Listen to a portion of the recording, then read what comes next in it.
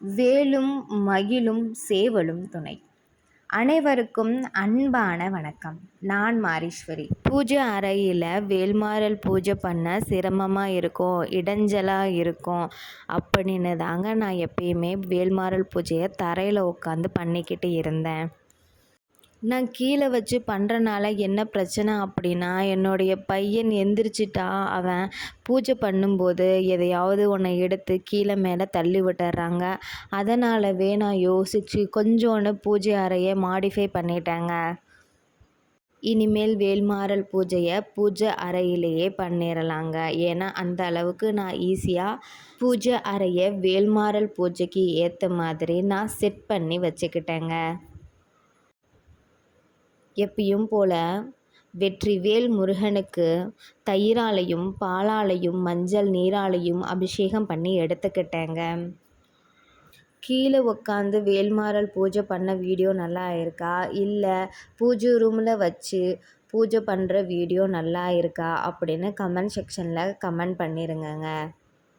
சரி வாங்க, வேல்மாறல் பாடலுடைய அடுத்த 2 பாடல்கள் மற்றும் அதனுடைய விளக்கங்களை பார்க்கலாம். வேல்மாறல் பாடல் 15.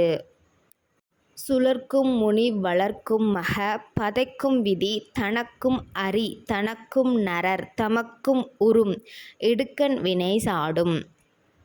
வேல்மாறல் பாடல் 15 விளக்கம். தேவர்கள், முனிவர்கள், இந்திரன், பிரம்மன், திருமால், உலக மக்கள் ஆகியவர்களுக்கு நேரிடும் துன்பத்தையும் அதற்கு மூலகரமான பூர்வ கர்ம வினைகளையும் வேல் தாங்கி அளிக்கும். வேல்மாறல் பாடல் 16.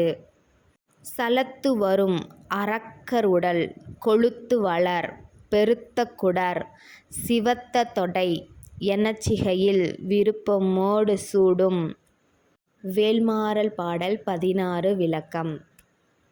சினந்து வந்த அசுரர்களின் உடம்பில் கொழுத்து தடித்து இருக்கும் பெரிய குடல்களை சிவந்த பூமாலை போல் தனது முடியில் ஆவலோடு வேல் சூடிக்கொள்ளும். அனைத்து வேல்மாறல் பாடல்கள் மற்றும் அதனுடைய விளக்கங்கள் இந்த வீடியோவோட நிறைவடைஞ்சிருச்சுங்க. அடுத்து வரக்கூடிய வீடியோக்களில் எதை பற்றி நாம் பேசலாம் அப்படின்னு கமெண்ட் செக்ஷனில் கமெண்ட் பண்ணிடுங்கங்க. வெற்றிவேல் முருகனுக்கு எப்பயும் போல் தீப தூப ஆராதனை பண்ணிட்டேங்க. மலர்களை தூவி அர்ச்சனை பண்ணிட்டேங்க.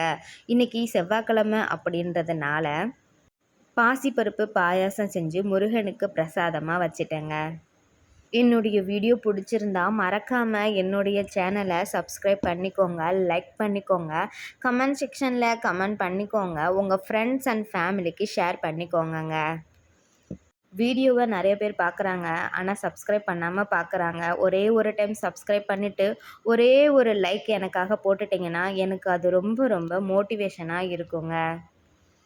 இது வரைக்கும் என்னுடைய வீடியோவுக்கு முழு ஆதரவு கொடுத்த உங்கள் அனைவருக்கும் நன்றிங்க.